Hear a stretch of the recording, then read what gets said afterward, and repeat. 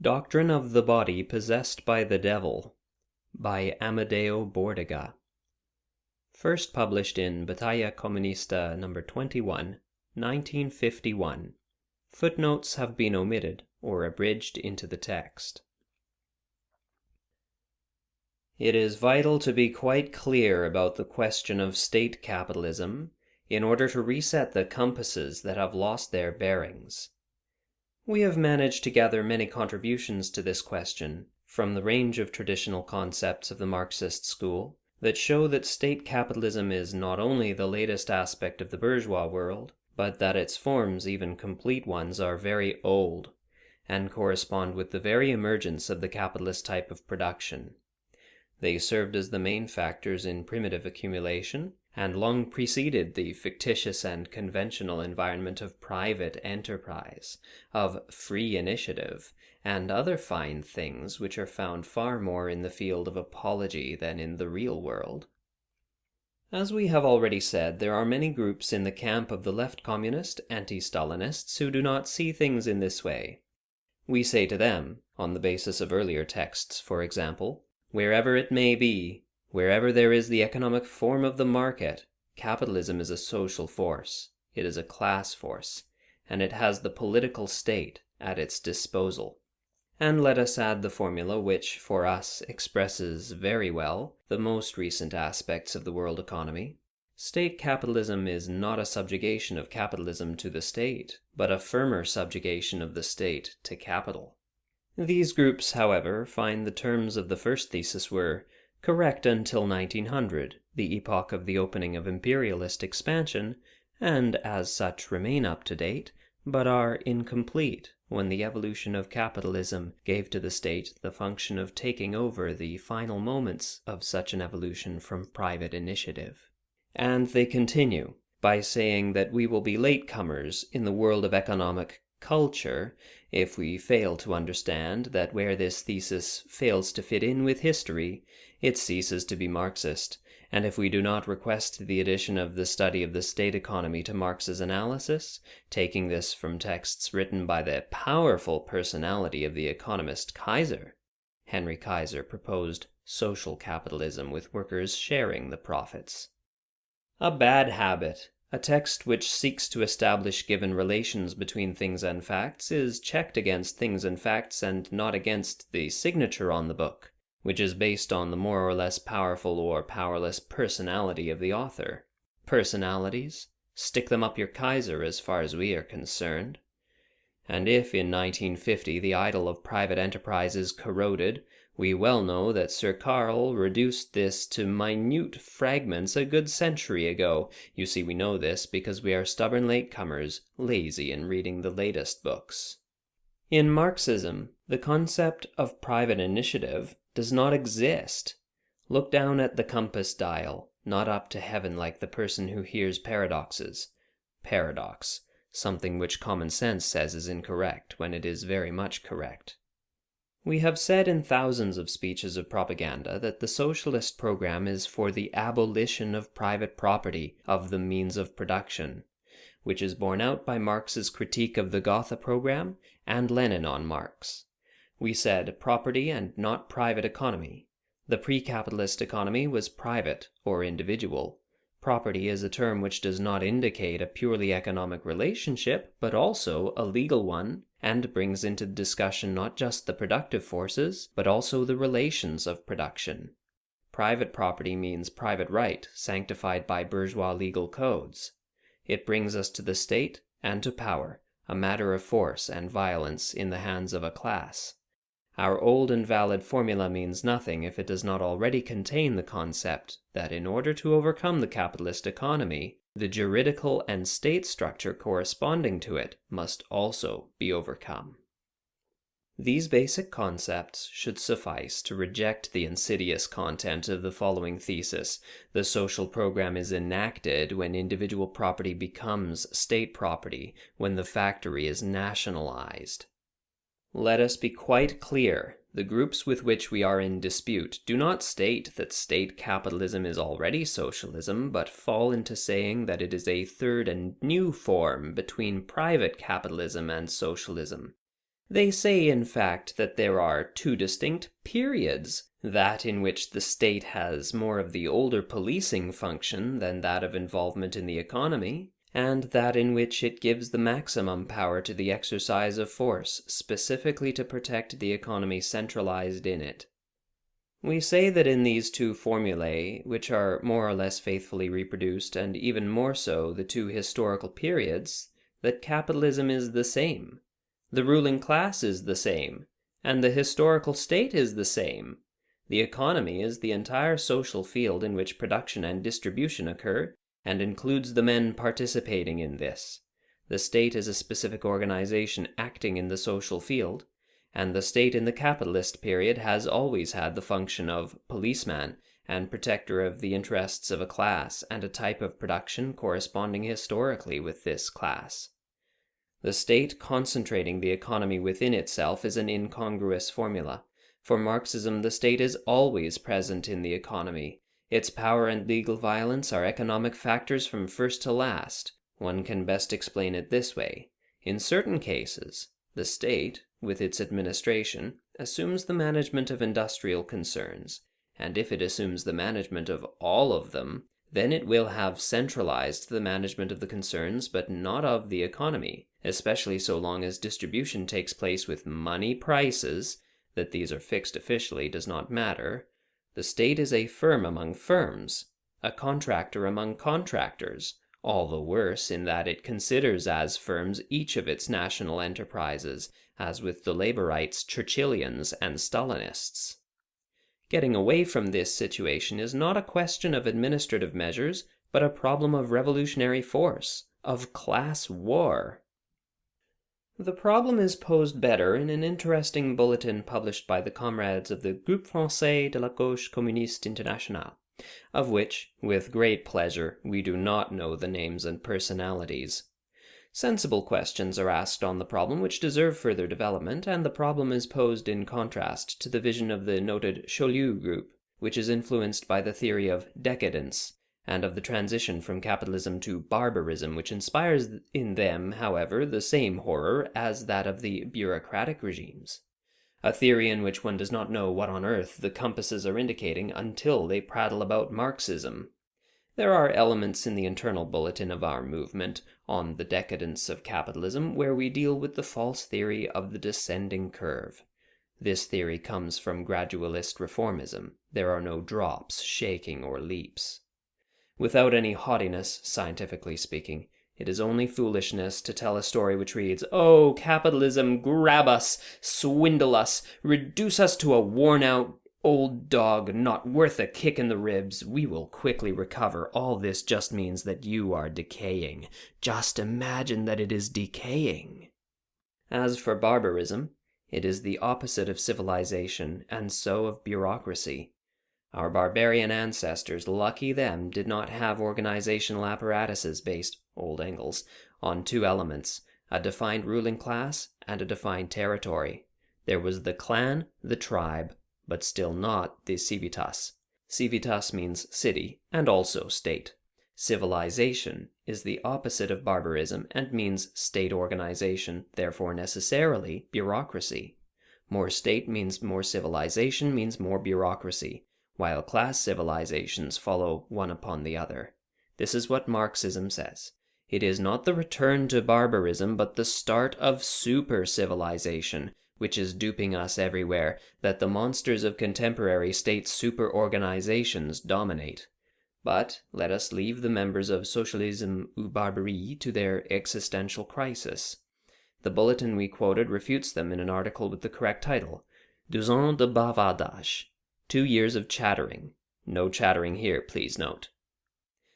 Let us come to the balanced formula with which the French comrades formulated the question, the definition of the ruling class of the state capitalist countries, the exactitude or insufficiency of the definition, capitalism heir to the liberal revolutions. The conclusion presented by this group is correct. Stop presenting the bureaucracy as an autonomous class, perfidiously warmed up within the proletariat, and instead consider it as a huge apparatus linked to a given historical situation in the worldwide evolution of capitalism. Here we are on the right track. The bureaucracy which all class societies have known is not a class, it is not a productive force, it is one of the forms of production appropriate to a given cycle of class rule. In certain historical phases, it appears to be the protagonist on the stage. We too were about to say, in the phase of decadence. They are in fact pre-revolutionary phases and those of maximum expansion. Why call the society ready for the midwife of the revolution, the obstetrician who will give birth to the new society, decadent? The pregnant woman is not decadent, but the sterile one is. Chaulieu sees the inflated belly of capitalist society and mistakes the inadequate skill of the obstetrician confronted with the swollen uterus with the imaginary infertility of the pregnant woman. They accuse the Kremlin bureaucracy of giving us a stillborn socialism due to their abuse of power, while the fault lies in not having taken up the forceps of the revolution to open up the belly of Europe-America, driven by flourishing capital accumulation, and having made a useless effort on an infertile womb, and perhaps only on an infertile womb, inverting the battle for grain with the battle for seed. A reference to the Stalin-Khrushchev attempt to increase corn yields. Let us go on to the purely Marxist economic point after this brief clarification. The statement, "Capitalism heir to the liberal revolutions," which correctly made the central point, contains the precise historical thesis. Capitalism has a cycle, a single class course, from the bourgeois to the proletarian revolution, and it cannot be split into several cycles without renouncing revolutionary Marxism. But it must be said, as it is said a little further on, capitalism appeared from the bourgeois, not liberal, revolutions, or better still, anti-feudal revolutions. In fact, liberalism became the goal and motive of these revolutions, their general idea, only through bourgeois apologetics. Marx rejected this, and for him the historical goal of these revolutions is the destruction of the obstacles to the domination of the capitalist class.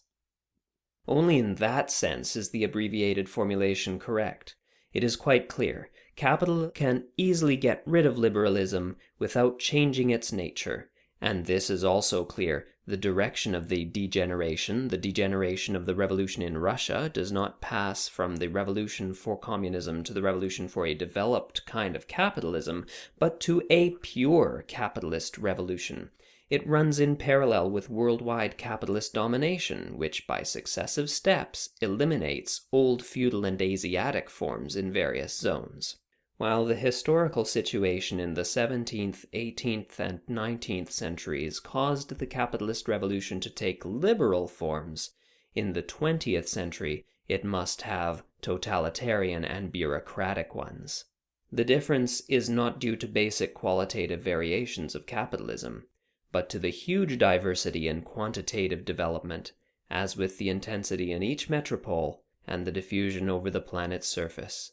The fact that capitalism decreasingly adopts for its conservation, just as for its development and enlargement, liberal chit-chat, and ever increasingly uses police methods and bureaucratic suffocation when the historical line is clearly seen, does not cause the slightest hesitation over the certainty that the same means must serve in the proletarian revolution.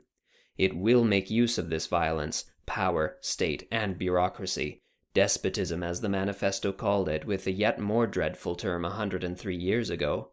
Then it will know how to get rid of all of them. The surgeon does not put down the blood-stained lancet before the new life has emerged and has drawn its first breath, the hymn to life. Yesterday. Does not the basic form of capitalism disappear with the disappearance of the private individuals who as owners of factories organize production? This is the objection in the economic field which attracts many people's attention. The capitalist is named 100 times by Marx. Besides, the word capital comes from the word caput, meaning head, and so, traditionally, capital is any wealth linked intestate to any singular titular person. However, the thesis to which we have dedicated expositions for a long time doesn't contain anything new, but only explains, remaining true, that the Marxist analysis of capitalism does not consider as vital the element of the person of the factory owner. Quotations from Marx would be innumerable. Let us then conclude with just one. Let us take the so-called classic capitalism of the free factory. Marx always put these in quotation marks. They in fact characterize the bourgeois school he fought and destroyed with his economic concepts. This is the point that is always forgotten. One naturally supposes that Mr. X, the first capitalist to appear, had a sum of money to hand. Good. Entire sections of Marx's work reply with the question, how come? The replies vary. Theft, robbery, usury, black marketeering, or, as we have seen more than a few times, royal charter or law of the land. So, X, instead of stashing his gold coins in a sack so as to run his fingers through them every night, acts as a citizen imbued with liberal and humanitarian social ideals. He nobly faces the risks and circulates his capital. So, first element, accumulated money. Second element, acquisition of raw materials, the classic raw cotton bales of so many little chapters and paragraphs. Third element, acquisition of the works where he sets up plant and looms to spin and weave. Fourth element, technical organization and management. The classic capitalist looks after this himself. He has studied, gone on trips and journeys, and has thought out new systems to work the bales, and by producing thread in quantity, cuts costs. He will dress cheaply yesterday's urchins, and even the blacks of Central Africa who were used to going about naked. Fifth element, the workers at the looms. They do not have to bring an ounce of raw cotton or a single spare spool. That happened in the semi-barbaric times of individual production, but at the same time there will be trouble if they remove a single thread of cotton to patch their trousers. They are rewarded with a just equivalent for their labor time. Publisher's note: Bordiga's use of the term labor time is perhaps a slip of the pen. Basic for Marx is that despite the appearance that workers are paid for their labor or labor time, they actually sell and receive payment for their labor power, their capacity to labor. The value of this labor power is its cost of reproduction, the value of the means of subsistence necessary for the maintenance of its owner. While the wage form gives the appearance that all a worker's labor is paid for Marx, part of workers' labor time reproduces the value of their labor power and is thus paid, and the rest of it is surplus to this and thus is unpaid. See Capital Volume 1, Chapters 6 and 7. Through the combination of these elements, one achieves the one that is the motive and the reason for the whole process, the mass of yarn or textiles. The essential fact is that only the capitalist can take this to market, and the financial return is his and his alone. Always the same old story. Yes, you know the little sum, the cost of the raw cotton, something for the wear and tear on plant and machinery, the worker's wages. Receipts, the price of the product sold. This is greater than the sum of the costs, and the difference constitutes the profit margin of the factory. It matters little that the capitalist does what he likes with the money he gets back. He could do that with his original cash already, without manufacturing anything. The important fact is that after restocking in everything to the level of his original investment, he still has a mass of money on hand. He could consume it himself, certainly, but socially he cannot, and something forces him to, in large part, invest it, to translate it into capital again. Marx says that the life cycle of capital consists only in its movement as value perpetually set in motion so as to multiply itself. The desire of the person of the capitalist is not required in this, nor would he be able to impede it. Economic determinism not only obliges the worker to sell his labor time, but similarly the capitalist to invest and accumulate. Our criticism of liberalism does not consist in saying that there is a free class and a slave class. There is an exploited one and a profiteering one, but they are both tied to the laws of the historical capitalist mode of production. The process is therefore not within the factory, but is social, and can only be understood as such. Already in Marx there is the hypothesis of the separation of the various elements from the person of the capitalist entrepreneur, which is substituted with a share participation in the profit margin of the productive enterprise. Firstly, the money can be got from a lender, a bank, who receives periodic interest. Secondly, in such a case, the materials acquired with that money are not really the property of the entrepreneur, but of the financier. Thirdly, in England, the owner of a building, house, or factory may not be the owner of the land on which it stands. Thus, houses and factories can be rented. Nothing prohibits the same for looms and other machinery and tools. Fourth element, the entrepreneur may lack technical and administrative managerial capacities. He hires engineers and accountants. Fifth element, workers' wages. Evidently, their payment too is made from loans from the financier. The strict function of the entrepreneur is reduced to that of having seen that there is a market demand for a certain mass of products which have a sale price above the total cost of the preceding elements. Here the capitalist class is restricted to the entrepreneurial class, which is a social and political force, and the principal basis of the bourgeois state, but the strata of entrepreneurs does not coincide with that of money, land, housing, and factory owners and commodity suppliers. There are two basic forms and points required to recognize capitalism.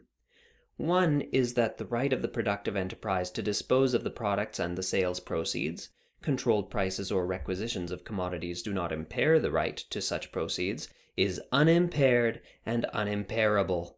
What guards this central right in contemporary society is from the outset a class monopoly. It is a structure of power, and the state, the judiciary, and police punish whoever breaks this norm. Such is the condition for enterprise production. The other point is that the social classes are not isolated from one another. There are no longer, historically speaking, castes or orders. Belonging to the landed aristocracy was something that lasted more than one lifespan, as the title was handed down through the generations.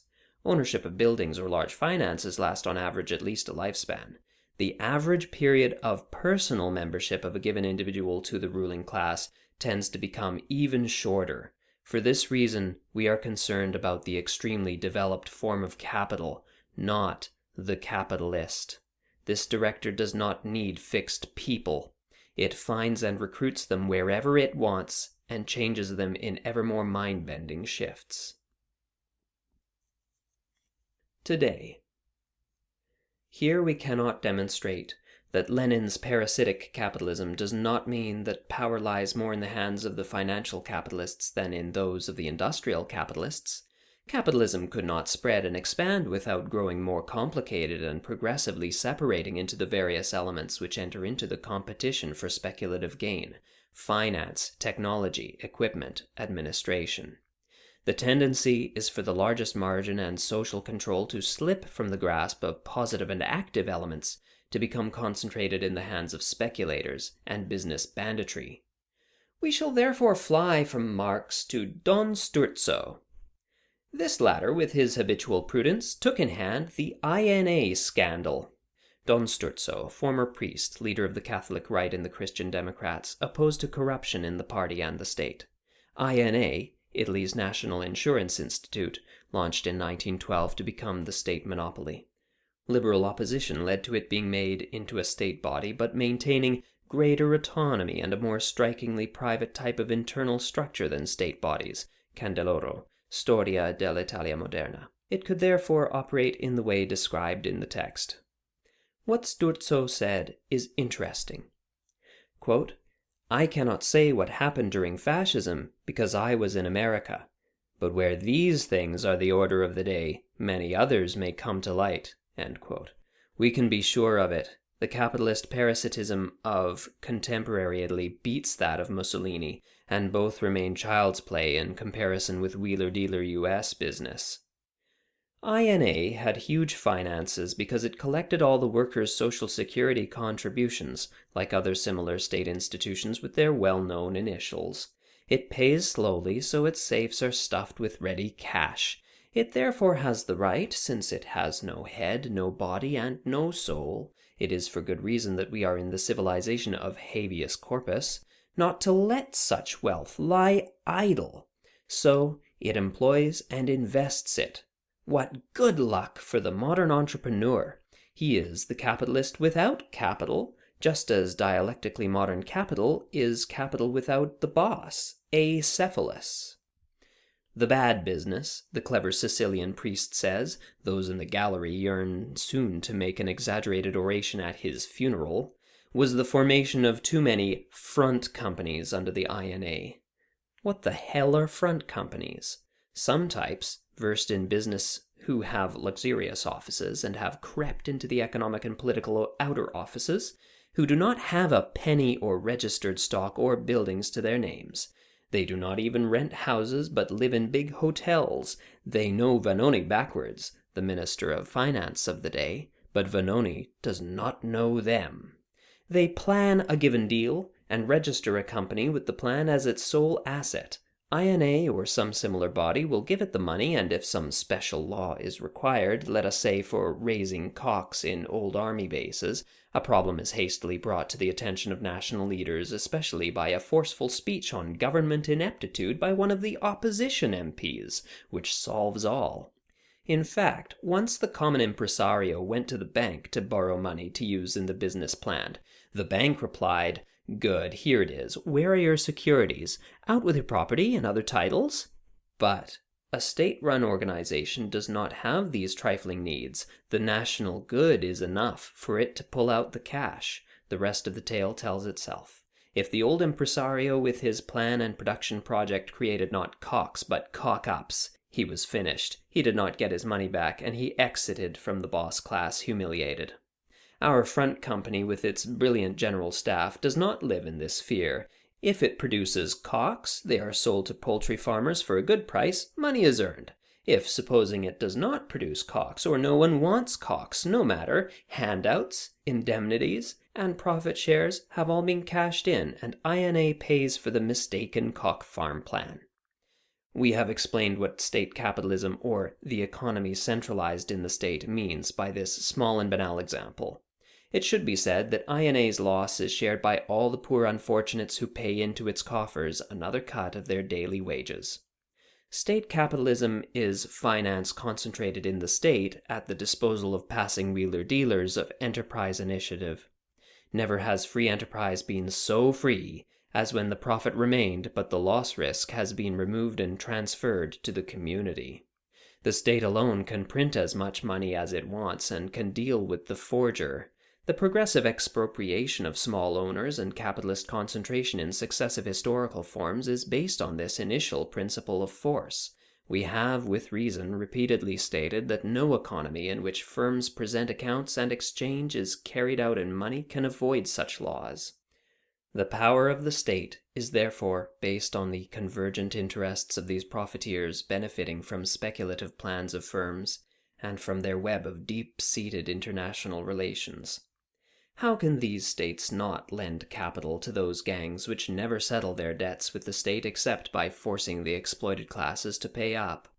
There is the proof that these capitalizing states are in chronic debt to the bourgeois class, or if you want fresh proof, it lies in the fact that they are obliged to borrow, taking back their money and paying interest on it. The socialist administration of a centralized economy would not provide outside takings to any plan, just as it would not pay interest. Besides, it would not deal in money. Capital is only concentrated in the state for the convenience of surplus value and profit maneuvering.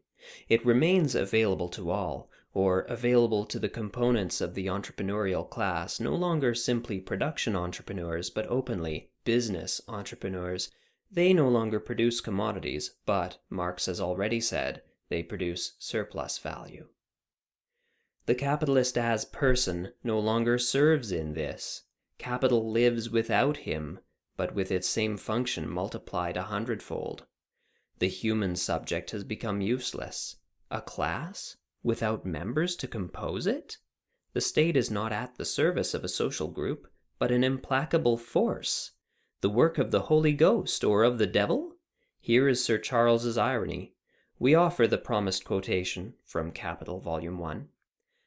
By turning his money into commodities which serve as the building materials for a new product, and as factors in the labor process, by incorporating living labor into their lifeless objectivity, the capitalist simultaneously transforms value, i.e., past labor in its objectified and lifeless form, into capital, value which can perform its own valorization process, an animated monster which begins to work as if possessed by the devil. Capital must be seized by the horns.